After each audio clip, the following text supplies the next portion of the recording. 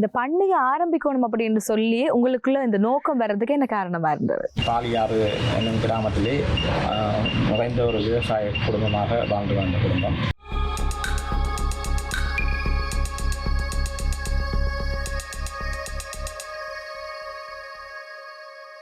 மூதாதையை பொறுத்தளவில் எங்களோட எல்லாருமே இயற்கையோடு இணைந்த வாழ்க்கையை வாழ்ந்து வந்தவர்கள். பண்ணையில வந்துட்டு நிறைய பேருக்கு நீங்க அந்த வேலை வாய்ப்பை வழங்கி கொண்டிருக்கின்ற விஷயத்தை நாங்க கேள்விப்பட்டாங்க.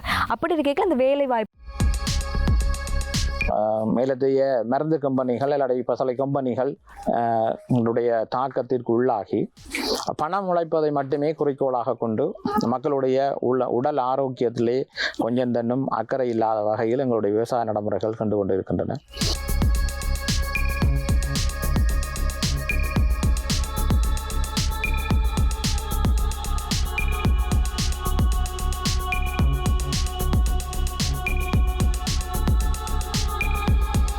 அநேக மாணவர்கள் இந்த பண்ணை முயற்சியில் ஈடுபட்டு கொண்டிருக்கிறார்கள். சிலர் வெற்றி பெறுகின்றார்கள், சிலர் தோல்வி அடைகின்றார்கள்.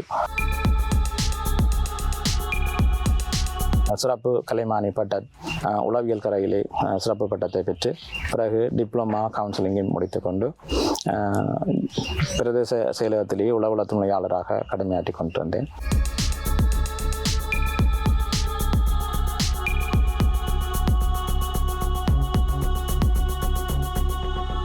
ஐபிசி தமிழ் உறவுகளுக்கு வணக்கம். மற்றும் ஒரு ஊர் வாசனை நிகழ்ச்சியில் தான் உங்களை சந்தித்திருக்கின்றோம். அந்த வகையிலே ஒவ்வொரு விவசாயிகளையும் விவசாய பண்ணைகளையும் உங்களுக்கு காணொலி மூலம் தந்து கொண்டிருக்கிற நாங்கள் இந்த முறை சுதந்திரபுரத்திலே, அதாவது உடையார்கட்டிலே இருக்கக்கூடிய காமதேனு இயற்கை ஒருங்கிணைந்த விவசாய பண்ணையில் தான் இந்த முறை சந்திச்சிருக்கின்றோம். அந்த வகையிலே இந்த பண்ணையை பொறுத்தவரையிலே நான் சொல்றதை தாண்டி நீங்களே பார்க்கக்கூடியதாக இருக்கும். ஒவ்வொரு இடங்களாக இருக்கட்டும், தனித்து பயிற்சிகை மாத்திரம் இல்லாமல் இந்த கால்நடை வளர்ப்புகளும் இருக்கின்றன. அந்த வகையிலே அப்படி இருக்கும் பொழுது எங்களுக்கான அவ்வளவு விஷயங்களையும் எங்களுடன் பகிர்ந்து கொள்வதற்காக அம்பிகை பாலன் எங்களுடன் காத்திருக்கின்றார். அவர் மூலமாக அவர்தான் அந்த நாங்கள் இவ்வளவு நேரம் சொல்லிக் கொண்டிருந்த அந்த விவசாயி அம்பிகை பாலன் தான் சொல்லணும். ஒரு மாற்றுத்திறனாளியாக இருந்து இவ்வளவு காரியங்களை செய்து கொண்டிருக்கின்றது வாழ்த்துக்குரிய விஷயம். அந்த மாதிரி ஒரு மனிதரை தான் நாங்கள் இன்று சந்திக்க போகின்றோம். வணக்கம் அம்பிகை பாலன். வணக்கம். எப்படி இருக்கிறீங்க? நல்ல சுகம். சரி, இந்த பண்ணையை ஆரம்பிக்கணும் அப்படின்னு சொல்லி உங்களுக்கு எப்படி ஒரு ஆர்வம் வந்தது? அது இல்லாம எப்படி ஒரு ஐடியா உங்களுக்குள்ள வந்தது? இப்படி நான் ஆரம்பிக்கணும், இப்படி ஒரு பண்ணையை இவ்வளவு ஒரு சுமூகமான முறையில கொண்டு போகணும் அப்படின்னு எப்படி ஐடியா வந்தது? நிச்சயமாக உண்மையில் ஐபிசி தமிழுக்கு எங்களுடைய மனமார்ந்த நன்றிகளை நாங்கள் தெரிவித்துக் கொள்கின்றோம். உண்மையிலே இந்த இயற்கை விவசாய நடைமுறை சாத்தியமானது என்பதை நிரூபிக்க வேண்டும் என்ற அடிப்படையில் எங்களுடைய உறவினரான திரு முத்தியா சரவணானந்தன் அவர்களுடைய எண்ணக்கருவில் தோற்றம் பெற்றது. அவருடைய அந்த எண்ணமும் நானும் என்னுடைய மனைவியாரும் இணைந்து இந்த இயற்கை விவசாய பண்ணையினை நடைமுறைப்படுத்தி வருகின்றோம். இதனுடைய உண்மையான நோக்கம் எங்களுடைய சமூகத்திலே இப்பொழுது பாரம்பரியமாக இருந்து வந்த விவசாய நடைமுறைகள் இல்லாமல் மருவி போய் செயற்கையான விவசாய நடைமுறைகளுக்கு நாங்கள் மாறிக்கொண்டிருக்கின்றோம். எங்கள் உலகம் அவ்வாறு மாறிக்கொண்டிருக்கிறது. அவை அந்த ஓட்டத்திலே நாங்கள் இயற்கை விவசாயம் என்பது எங்களுடைய சூழலில் எங்களுடைய முப்பாட்டன் வழி வந்த ஒரு விவசாயம், அவர்கள் நடைமுறை சாத்தியமாக நாங்கள் இதை மாற்ற வேண்டும் என்ற அந்த எண்ணத்தின் அடிப்படையில் தோற்றம் பெற்று அதை நாங்கள் இப்பொழுது சாத்தியமாகிக் கொண்டிருக்கின்றோம்.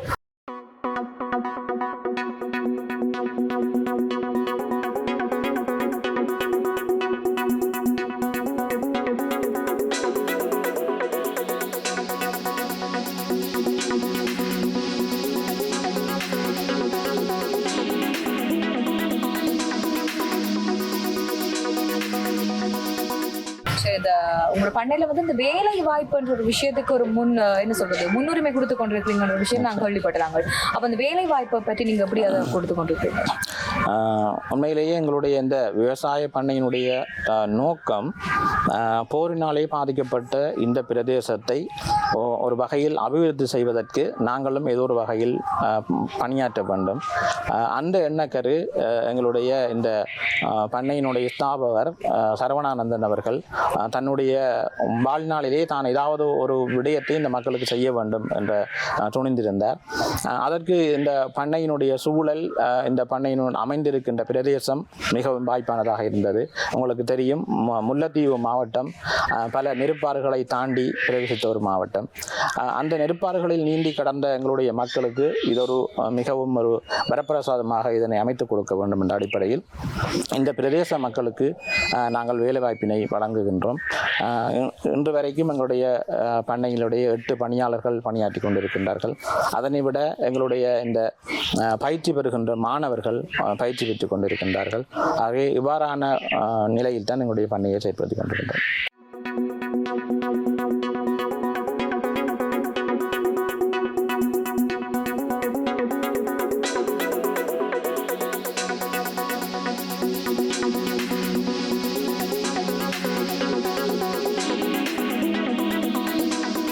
சரி, இப்படி நீங்க உங்களுடைய பண்ணையில வந்து இப்ப ஒரு விஷயத்தை தான் நீங்க மெயினா வச்சு செய்து கொண்டிருக்கீங்க இல்ல அப்படின்னு சொன்னா இப்ப நிறைய பயிற்சியாக இருக்கட்டும், கால்நடை வளர்ப்பும் உங்களுடைய பண்ணையில இருக்குது. அப்ப அதை வந்து நீங்க எப்படி அதை ஷெட்யூல் பண்ணி கொண்டிருக்கீங்க? இது வந்து ஒரு ஒருங்கிணைந்த இயற்கை விவசாய பண்ணை. ஒருங்கிணைந்த இயற்கை விவசாய பண்ணை என்பது நாங்கள் அநேகமாக யூடியூப்புகளில் இந்தியாவில் நடைமுறைப்படுத்தி கொண்டிருக்கின்ற விடயங்களைத்தான் அநேகமாக பார்வையிட்டிருக்கிறோம். ஆனால் எங்களுடைய பிரதேசத்தில் இப்பொழுது யாழ்ப்பாணம் மற்ற பிரதேசங்களில் இவ்வாறான முயற்சிகள் அதிகமாக மேற்கொண்டு கொண்டிருக்கின்றார்கள்.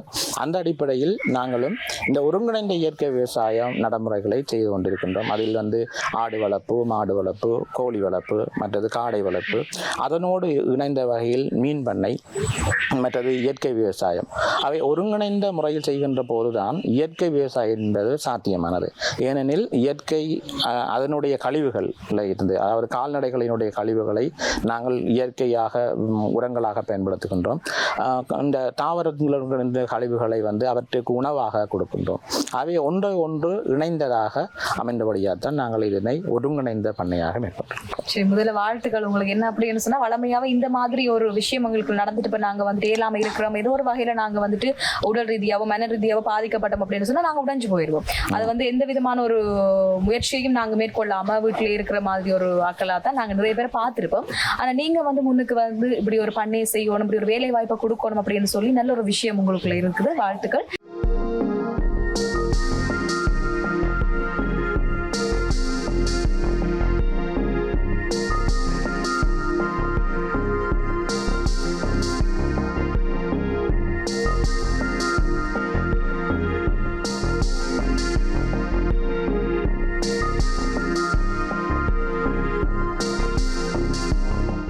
ஆனா இந்த மாடு வளர்ப்பை பற்றி சொல்லுங்க. எத்தனை மாடு உங்களுக்கு நீங்க வச்சிருக்கீங்க? அது மாத்திரம் இல்லாம இந்த மாடுகளுக்கு தேவையான அந்த சாப்பாடுகளா இருக்கட்டும் எல்லாத்தையும் நீங்க எப்படி பெற்றுக்கொள்ளக்கூடியதா இருக்கு?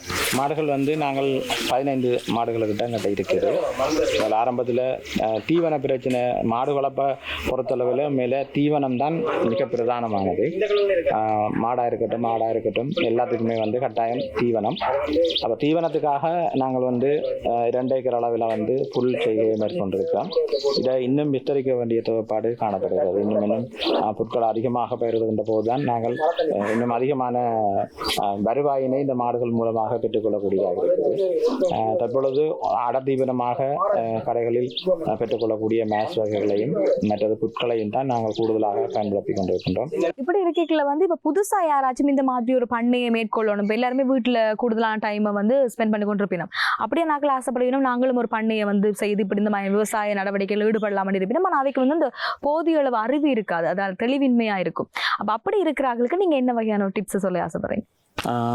பண்ணை ஆரம்பிக்கின்ற முயற்சியாளர்கள் இப்பொழுது அநேக மாணவர்கள் இந்த பண்ணை முயற்சியில் ஈடுபட்டு கொண்டிருக்கிறார்கள். சிலர் வந்து வெற்றி பெறுகின்றார்கள், சிலர் வந்து தோல்வி அடைகின்றார்கள். உண்மையில் காரணத்தை தேடி பார்த்தோம் என்றால், ஒன்று நாங்கள் ஆரம்பத்திலேயே அதிகமாக முதலீடு செய்ய நினைப்பது ஒரு பக்கம் எங்களுக்கு. ஏனென்றால் பண்ணை நடைமுறை என்பது நாங்கள் யூடியூப்பில் பார்ப்பது போன்று எங்களுக்கு கூடுதலான, அதாவது நல்ல பக்கங்களை தான் அநேக மாணவர்கள் காட்டுவார்கள். அதனுடைய எதிர் விளைவுகள் நிறைய இருக்கின்றன.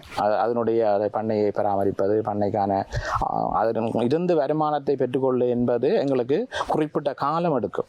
ஆகவே அந்த குறிப்பிட்ட காலத்துக்கு முன்னர் நாங்கள் அதிகமாக முதலீடு செய்கின்ற போது நாங்கள் இழப்பீடுகளை சந்திக்க வேண்டிய தேவைப்பாடுகள் அதிகமாக காணப்படுகின்றது. ஆனால் பண்ணை முயற்சி என்பது எங்களுடைய பிரயத்தை பொறுத்தவரை உண்மையிலே மிகவும் வரவேற்கத்தக்க விடயம், நல்ல ஒரு முயற்சியாக அமையும். ஏனெனில் எங்களுடைய உழைப்பில், அதாவது விவசாயிகளுடைய உழைப்பில் தான் ஏனைய அனைவரும் வாழ வேண்டிய சூழ்நிலை. ஆகவே அந்த பண்ணை முயற்சிகள் வரவேற்கின்றோம். அதற்கு அவர்கள் செய்ய வேண்டிய விடயம் ஆரம்பத்திலிருந்து ஒரு சிறிய அளவில் முதலாவது ஆரம்பித்து அவர்கள் நிறைந்த அனுபவத்தை பெற்றுக்கொள்ள வேண்டும். ஒன்று அனுபவத்தை பயிற்சியாக அவர்கள் வெளியிடத்தில் போய் அதனை பயிற்சியாக பெற்றுக்கொள்ள, இல்லாட்டி தாங்களே தங்களுடைய பண்ணையில் படிப்படியாக பயிற்சிகளை பெற்றுக்கொண்டு மீண்டும் அதிக அளவு முதலீடு செய்வதன் ஊடாகத்தான் இந்த பண்ணையில் வெற்றி அடைய முடியுமே தவிர, எடுத்த வாக்கிலேயே நாங்கள் அதிகமாக முதலீடு செய்வோமாக இருந்தால் நாங்கள் அதிகமாக இழப்பீடுகளை சந்திக்க வேண்டிய தேவைப்பாடுகள், சாத்தியப்பாடுகள் கணக்கு காணப்படுகின்றன. இது எங்களுக்கும் நிறைய அனுபவங்களை கற்றுத்தந்தது. இந்த பண்ணை நடைமுறையில் நாங்கள் அதிகமாக பண்ணையிலிருந்து எடுத்த எடுப்பிலேயே வருமானத்தை பெற்றுக்கொள்வது என்பது சாத்தியமில்லாத ஒரு விடயம். ஆனால் படிப்படியாக போகின்ற போது நிறைவான ஒரு வருமானத்தையும் எங்களுடைய உடல் உள ரீதியாக ஆத்ம ரீதியான ஒரு திருப்தியையும் இந்த பண்ணை முறைகள் தரும்.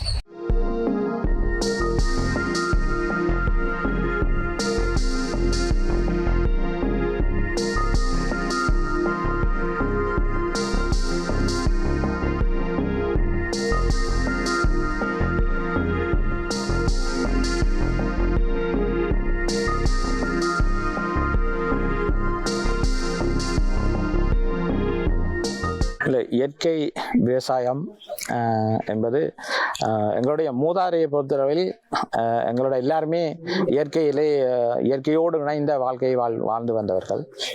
ஆனால் இப்பொழுது இயற்கை விவசாயம் என்பது மிக சவாலான ஒரு விடயமாக காணப்படுகிறது. என்னென்னு சொன்னால், எங்களுடைய சமூகம்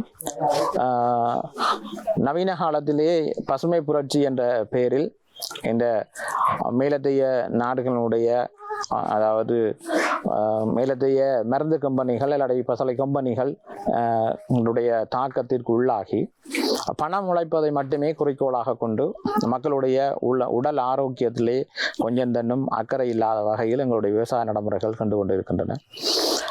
முக்கியமாக செயற்கை உரங்களை பயன்படுத்துவது, செயற்கை நாசினிகளை பயன்படுத்துவது இப்பொழுது எங்களுடைய மக்களில் அவர்களுடைய உடல் நலனில் பாரிய பாதிப்புகளை ஏற்படுத்தி கொண்டிருக்கின்றது. அது கண்கூடாக எங்களுக்கு தெரிகிறது. பல்வேறுபட்ட நோய் தாக்கங்களுக்கு நாங்கள் உள்ளாகி கொண்டிருக்கின்றோம். அதிலிருந்து விடுபடுவதற்காகத்தான் இந்த இயற்கை விவசாயத்தை மேற்கொள்ள வேண்டிய அவசியத்தில் எங்களுடைய நாடு இப்பொழுது போய்கொண்டிருக்கின்றது. உண்மையில் இந்த இயற்கை விவசாயம் என்பது மிகவும் சவாலான ஒரு விடயமாக தற்பொழுது காணப்படுகிறது. ஆனால் உண்மையில் இயற்கை விவசாயம் ஒரு 0 பட்ஜெட்டில் மேற்கொள்ளக்கூடிய ஒரு விவசாயமாகத்தான் காணப்படுகிறது. ஆனாலும் அதனை சந்தைப்படுத்துவது என்பது எங்களுடைய சமூகத்தில் சாதாரணமாக ஏனைய மரக்கறிகளுக்கு எவ்வாறான விலை காணப்படுகின்றதோ அதே விலையில் தான் நாங்களும் செய்ய வேண்டிய தேவைப்பாடு காணப்படுகிறது. ஆனாலும் இவற்றை எல்லாம் மீறி நாங்கள் ஒரு இயற்கை விவசாயத்தை எங்களுடைய சமூகம் மேற்கொள்வதற்கு ஒரு முன்னுதாரணமாக எங்களுடைய இந்த பண்ணை இயற்கை விவசாயத்திலே மிகச்சிறந்த ஒரு பண்ணையாக மிளிர வேண்டும், ஒரு முன்மாதிரியான ஒரு பண்ணையாக வர வேண்டும். இதனை எங்களுடைய பண்ணையை மாதிரியாக கொண்டு பல பண்ணைகள் உருவாக்கம் பெற வேண்டும். மற்றும் எங்களுடைய இந்த இளைய சமுதாயம் எங்களுடைய பண்ணையிலே வந்து தங்களுக்கு தேவையான பயிற்சிகளை பெற்று அவர்களும் இந்த இயற்கை விவசாயத்திலே நாட்டம் உள்ளவர்களாக மாற வேண்டும் என்பதுதான் எங்களுடைய இலக்காக காணப்படுகிறது. இந்த இயற்கை விவசாயத்தை மிகவும் சாத்தியமான முறையில் நாங்கள் மேற்கொள்ள முடியும். அது நடைமுறை சாத்தியத்துக்கு ஆன விடயம் ஏனைய மற்ற நவீன விவசாய நடைமுறைகளில் இருந்து மாறுபட்டதாக இதை செய்ய முடியும் என நாங்கள் கருதுகின்றோம். இதான் நாங்கள் இயற்கை விவசாயத்தில் கற்றுக்கொண்ட பாடமாக காணப்படுகிறது.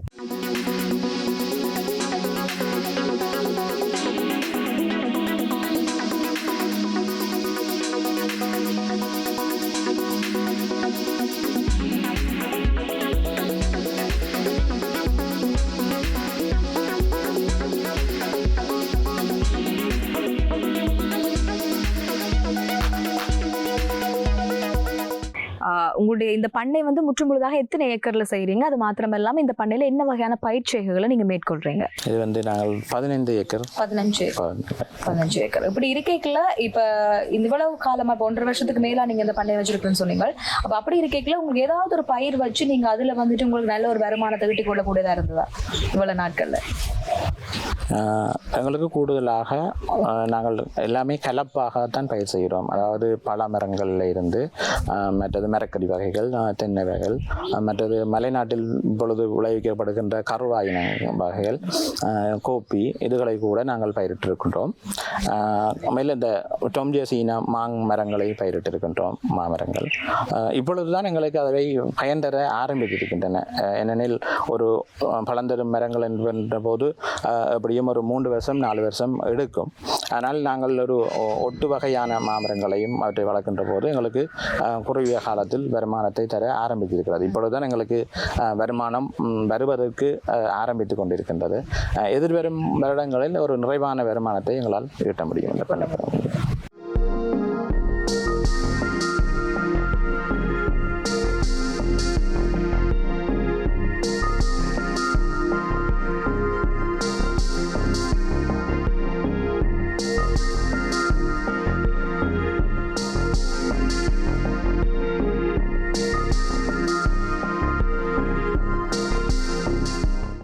சரி, இந்த மாதிரி முயற்சியோட நீங்கள் இவ்வளவு தூரம் பயணிச்சு கொண்டிருக்கீங்க. அதுல உங்களுக்கு ஒரு குடும்பம் தான் உங்களுக்கு மெயினான சப்போர்ட்டா இருக்குது. இப்ப மனைவி அப்படின்னு பார்க்கும்பொழுது பார்க்கறதுக்கு சந்தோஷமா இருக்குது. அப்படி உங்களோட குடும்பத்தை பற்றி எங்களோட பகிர்ந்து கொள்ளுங்க. என்னுடைய குடும்பத்தை பற்றி சொல்வதனால் எங்களுடைய குடும்பம் ஒரு விவசாய குடும்பம். என்னுடைய அம்மா அப்பா எல்லாருமே விவசாயத்தையே பூர்வீகமாக செய்து வருவார்கள். பாலியாறு என்னும் கிராமத்திலே நிறைந்த ஒரு விவசாய குடும்பமாக வாழ்ந்து வந்த குடும்பம். அதன் பிறகு நாங்கள் கல்வி நிலை காரணமாக பல இடங்களுக்கும் இடம்பெயர்ந்து செல்ல வேண்டிய நாட்டு சூழல் காரணமாக இடம்பெயர்ந்து சென்று எங்களது கல்வியை இலுப்பக்கடவை அரசின தமிழ் கலைவன் பாடசாலையிலே என்னுடைய ஆரம்ப கல்வியினை கற்று அதன் பிறகு உயர்கல்வியினை சித்தி விநாயகர் என்ற கோலத்திலே கல்வி கற்றேன். அதன் பிறகு யாழ் பல்கலைக்கழகத்திலே சிறப்பு கலைமானி பட்ட உளவியல் கரையிலே சிறப்பு பட்டத்தை பெற்று பிறகு டிப்ளமா கவுன்சிலிங்கை முடித்துக்கொண்டு பிரதேச செயலகத்திலேயே உளவுள துணையாளராக கடமையாற்றி கொண்டு வந்தேன். அதன் பிறகு இப்பொழுது இயற்கை விவசாயத்தின் மீது அதீத நாட்டம் கொண்ட எங்களுடைய உறவினர் அவருடைய வழிகாட்டலிலே நான் இந்த விவசாய பண்ணையினை நடைமுறைப்படுத்தி வருகின்றேன். தற்பொழுது எனக்கு திருமணமாகி 3 பிள்ளைகளும் இருக்கின்றார்கள். என்னுடைய மனைவியாரின் பூரணமான ஒத்துழைப்பு இந்த விவசாய துறையிலே நானும் முழுமையாக ஈடுபடுவதற்கு அவருடைய பங்கு எனக்கு மிக காத்திரமானது. அதை போன்று என்னுடைய தாயாரும் என்னுடனே இருக்கின்றார். அவருடைய வழிகாட்டலும் ஆலோசனைகளும் எனக்கு மிகவும் காத்திரமானவை என்னுடைய வாழ்க்கை பயணத்தில்.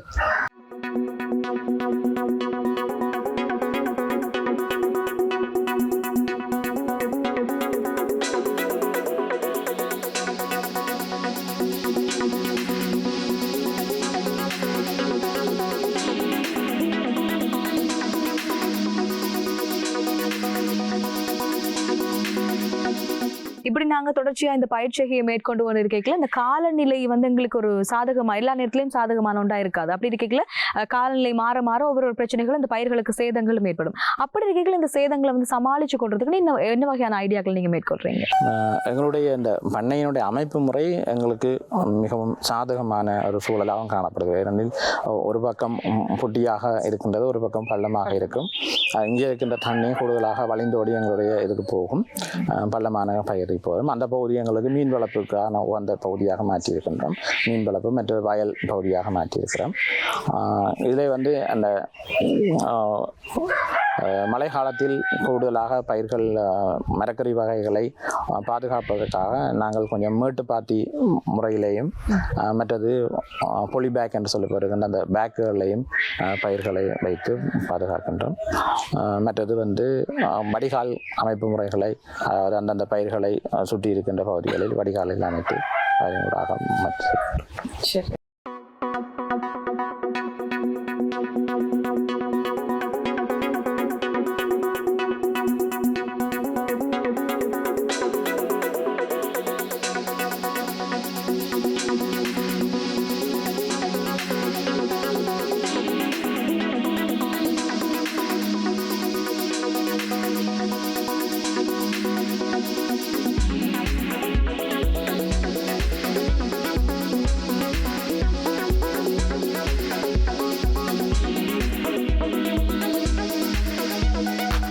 இந்த பண்ணை நடைமுறைகளை மேற்கொள்வதில் தனியாருக்கும் அரசாங்கத்துக்கும் இடையில் பல இடைவெளிகள் காணப்படுகிறது என்றே சொல்ல வேண்டும்.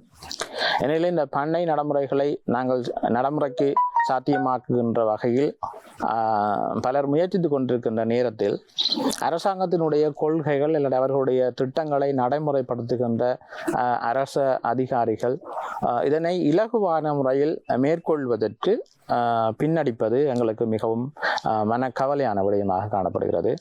ஏனெனில் அவர்கள் சில அதிகார வரம்புக்கு உட்பட்டு அவர்களுடைய பணிகளை ஆற்றுகின்ற போது எங்களால் அவர்களுடைய அந்த எல்லைக்குள் நின்று எங்களாலும் எங்களுடைய செயற்பாடுகளை மேற்கொள்ள முடியாமல் காணப்படுகிறது. இதில் ஒரு இலகுபடுத்துகின்ற தன்மைகள் காணப்பட வேண்டும். எதிர்காலத்தில் அதற்கான விடயங்கள் மேற்கொள்ளப்பட வேண்டும். இந்த பண்ணை முயற்சியாளர்களுக்கு இது ஒரு மிகவும் சவாலான ஒரு விடயம். ஆகவே எங்களுடைய அரச அதிகாரிகள் இதில் மிகுந்த கவனம் எடுக்க வேண்டும். அவர்களுக்கு ஒரு உந்து சக்தியாக அமைய வேண்டும் என நான் இந்த தருணத்தில் கேட்டுக்கொள்கின்றேன். மேலும் அரசாங்கம் பல திட்டங்களை அறிமுகப்படுத்தி இருக்கின்றது விவசாயிகளுக்கு. ஆனாலும் அவற்றினை பெற்றுக்கொள்வதில் மிகுந்த சவால்களை எதிர்கொள்கின்றோம். அதாவது லோன் நடைமுறைகள் அறிமுகப்படுத்தி இருக்கின்றார்கள். அதனை பெறுவதற்கு நாங்கள் பல படிகளை தாண்டித்தான் செல்ல வேண்டியிருக்கின்றது. வங்கிகளில் சென்று கேட்கின்ற போது கூட அவர்கள் தங்களுடைய அதிக வட்டியுடன் கூடிய கடன்களை இலகுவாக பெற முடியும் என்றும் ஏனைய இந்த அரசாங்கத்தினுடைய நடைமுறைகளை பெற்றுக்கொள்வதில் நாங்கள் சில படிமுறைகளை தாண்டித்தான் வர வேண்டும். அது உங்களுக்கு சாத்தியப்பாடு இந்த வருஷம் நீங்கள் விண்ணப்பித்தீர்கள் உங்களுக்கு வார வருடம்தான் இந்த இதுகளை பெற்றுக்கொள்ள முடியும் என்று கூட அறிவுறுத்தல் கூறியிருக்கின்றார்கள்.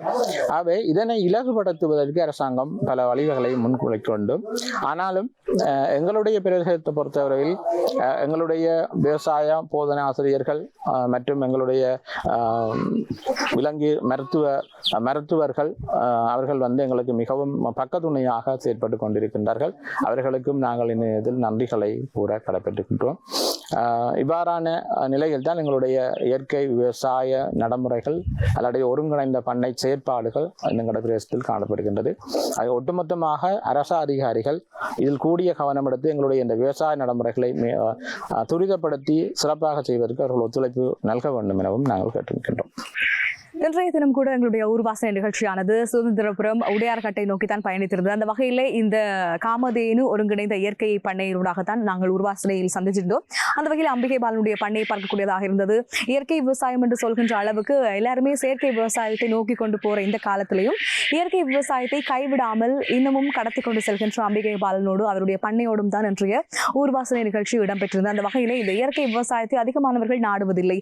எல்லாருமே செயற்கை விவசாயத்திற்குள் தங்களை ஈடுபடுத்திக் கொள்கின்றார்கள். அப்படி இருக்கையில் வித்தியாசமான ஒரு மனிதரையும் நாங்கள் சந்தித்திருக்கின்றோம். இது போன்ற இன்னும் நிறைய பேரை நாங்கள் சந்திக்க போறோம். அதுவும் ஊர்வாசனை நிகழ்ச்சியினூடாக மற்றும் ஒரு நிகழ்ச்சியில் உங்களை சந்திக்கும் வரையில் உங்களிடம் இது விடைபெற்று செல்லும் நான் உங்கள் இந்துஜா. வணக்கம்.